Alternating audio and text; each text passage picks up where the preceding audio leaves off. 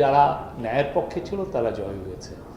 Brilliant, মানে জুলাই সময় যারা জার্নালিজম করেছেন তারা তাদের ভয়টাকে পকেটের মধ্যে রেখে দিয়েছিলেন, নিয়ে যে বাথরুমে যে ফ্লাশ আউট করে ছেড়ে দিচ্ছেন। আমি যাদেরকে দেখছি সেই সময় ইয়াং ছেলে মেয়ে 10,000 টাকা বেতন পায়, বেতনও পায় না। আপনি যে জাহাঙ্গীরনগরের যে ঘটনাটা জাহাঙ্গীরনগর ইউনিভার্সিটির স্টুডেন্টরা করছেন, মেহেদি মামুন, এরা চিন্তাই করা যায় না। তাদেরকে তাদের ভিসি বিক্রি করতেছে, তাদেরকে প্রক্টর বিক্রি করতেছে, সমস্ত টিচাররা বিক্রি করতেছে, তার গুলি খেয়ে পড়েছে। আমি তাদের সাথে রাতে কথাও বলছি, তার সেই জায়গায় রিপোর্ট করছে। ক্যাম্পাসের এমন কোনো জায়গায় নাই যে তারা রিপোর্ট করে নাই, এমন কোনো বিষয় নাই তারা রিপোর্ট করে নাই। যে জার্নালিজম শুধু আমি আপনি করি নাই, আমরা একটা পশ জায়গায় ছিলাম, আমার প্রোটেকশন ছিল। তো যাদের প্রোটেকশন ছিল না, যে মামুন, যে ছেলেটা একদম পাশে থেকে গুলি করা হয়েছে, হ্যাঁ, রোমিও তো মারা যেতে পারতেন, এদের তো প্রোটেকশন ছিল না, পুলিশ মেরে দিল, ওরা মেরে ফেল, কোনো তো ইয়ে নাই। তো এই জার্নালিজমটা এবং এর যারা এটা ফুট সোলজার যারা ছিলেন একদম সম্মুখভাগে, এদের সত্যিকার অর্থে তার কিছু পান নাই। তারা 10,000 টাকা বেতন পেতেন, কিছু পেতেন না। যে ঢাকা টাইমসের যে ছেলেটা মারা গেলেন, তাহির জামান প্রিয়র ফ্যামিলিতে টেনশন শুরু হয়ে গেছিল, তার উনি ভালো ইনকাম করতে পারতেন না। একইভাবে আপনার যেই ছেলেটা মারা গেছে তুরাব, কয় টাকা পেতেন? একটা করেসপন্ডেন্টকে মফস্বলে যিনি কাজ করেন তাকে কয়টা টাকা দেওয়া হয়? কিন্তু দেখেন কি ব্রিলিয়ান্ট সব কাজ করে হয়েছে। এখন এই যে ডেভিড বার্গম্যান সহ অনেকে যারা যাত্রাবাড়ির কিলিং নিয়ে কাজ করেন, ফ্রান্সিস হ্যারিসন, এরা করলেন, তারা জাস্ট 15 মিনিটের যে একটা ইয়ে করেছে, কি জানো, ডকুমেন্টারি করেছে। ওই ডকুমেন্টারিতে 6,000 ফুটেজ তারাই নিয়ে দেখেছে, ওইখান থেকে কালেক্ট করেছে। মানে তাহলে এই ফুটেজটা কারা নিয়েছে? আমাদের যারা সিটিজেন জার্নালিস্ট, আমাদের যারা মাল্টিমিডিয়া জার্নালিস্ট, আমাদের যারা একদম মেহনতি জনতার সাথে দাঁড়িয়ে থেকে যারা জার্নালিজম করছে। আমরা তো এসি রুমে ছিলাম, হয়তো এমন কিছু ডিসিশনে আমরা জড়িত ছিলাম যে জন্য আমার নামটা আসে বা আমার কলিগদের নাম আসে। কিন্তু যারা ওই দাঁড়ায় থেকে প্রতিদিন যাত্রাবাড়িতে, রামপুরাতে, ইয়েতে, নাহিদকে যারা ফলো করছেন, লিডারদেরকে যারা ফলো করছেন, যারা কাদেরের থেকে স্লিপ এনে আমাদেরকে দিচ্ছেন, চিন্তাই করা যায় না। মানে কি অবিশ্বাস্য সাহস আমাদের সবার মধ্যে ভর করেছিল। আমরা কাওয়ার্ডদেরকেও দেখছি যারা রাত্রেবেলা এসে বলছেন এরা সন্ত্রাসী, জঙ্গি। মনে মনে আশা, আমি যদি জঙ্গি বলি আর একটা পূর্বাচলের প্লট পাবো। একজন দেখেন সারাদিন ওই যে পূর্বাচলের একটা প্লট পাইছিলেন, ওইটা 7.5 কোটি টাকায় বিক্রি করে সারাদিন টিভিতে যে গল্প বলেন, সারাদিন যায় তার মাস্টার্সকে পদলেহন করে। তো ওই জার্নালিজম তো ইয়াং ছেলেরা করে নাই, তারা মাঠে ছিল, তারা দাঁড়ায় থেকে ফুটেজ নিচ্ছে। তার মোবাইলকে যুদ্ধের একটা সবচাইতে সর্বোৎকৃষ্ট সে উইপেন বানিয়েছে এবং সে ইয়ে। এখন দেখেন পুরো জুলাই, আমি জুলাইকে নিয়ে কোনো ভয় পাই না। কোটি কোটি ফুটেজ, একটা দুইটা নাকি?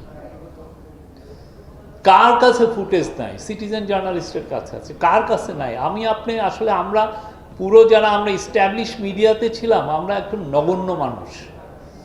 আমাদের তেমন আমরা বলি হ্যাঁ ইন্টারনেটের সময় ইয়ে হয়েছে, কিন্তু যারা কালেক্ট করছে নিউজ, একদমই এই যে আর্মি অফ রিপোর্টার্স, এদের যে মানে এই বিদেশে একটা আছে যে মানে একটা মাউসোলিয়াম অফ আননোন সোলজার, মানে এই যে জুলাইয়ের পুরো সবাইকে যদি একটা মাউসোলিয়াম অফ আননোন জার্নালিস্ট, যিনি দাঁড়ায় থেকে এই ফুটেজগুলো নিচ্ছে।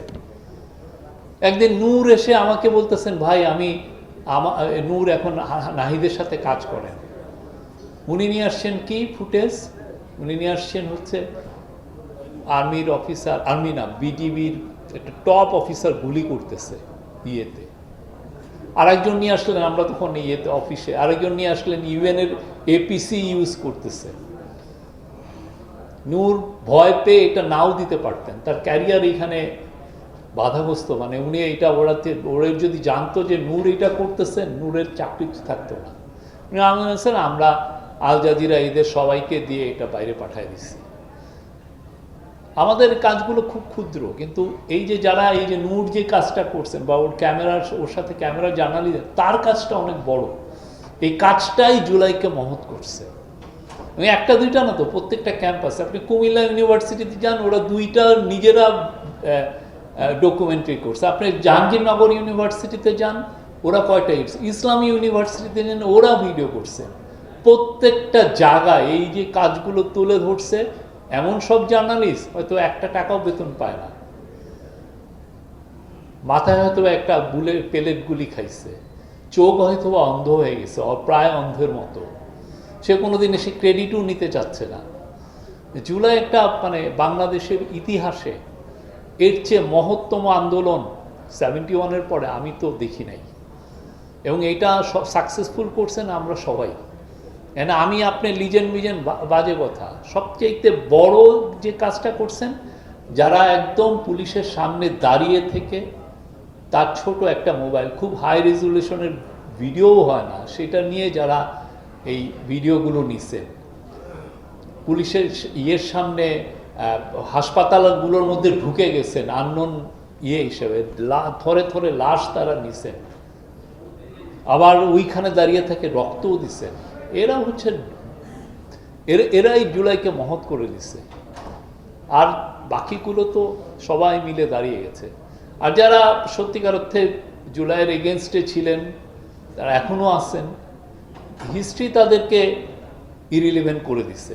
আমরা তাদেরকে নিয়ে মানে তাদেরকে কি মানে একদম সিম্প্যাথি চোখে দেখা ছাড়া আর নাই। They have lost it. এর চেয়ে লজ্জা, তারা দিনের শেষে তো সে একটা লজ্জার মধ্যে থাকে। তার ভয়েস কারার আমার কোনো দরকার নাই, সে তার মতো কথা বলুক। তো আমরা জানি সে he lost it, is a beaten man. সে তার পূর্বাচলের মাটি চিবায় চিবায় খাক, হ্যাঁ, তার যে পার্টি করতো তাই পার্টির লিডারদেরকে আলাইসাল্লাম বানায় রাখুক, অসুবিধা নাই। তাকে সত্যিকার অর্থে সোশ্যালি তারে ইগনোর করো, তারে জাস্ট সোশ্যালি ইগনোর করেন, কিন্তু তার ভয়েস করার পক্ষপাতী আমরা না। বাংলাদেশ ডেমোক্রেটিক আছে, ডেমোক্রেটিক থাকুক, সব ভয়েসকে নিয়েই আমরা বড় হব। আর আমরা সত্যিকার অর্থে ওই জার্নালিস্টদেরকে আমরা সবসময় স্যালুট দিব, যারা পাশে দাঁড়িয়ে থেকে তার পাশ দিয়ে গুলি হচ্ছে, যে জুলাইয়ের ভয়ঙ্কর দিনগুলোর লিপিবদ্ধ করেছেন। Thank you.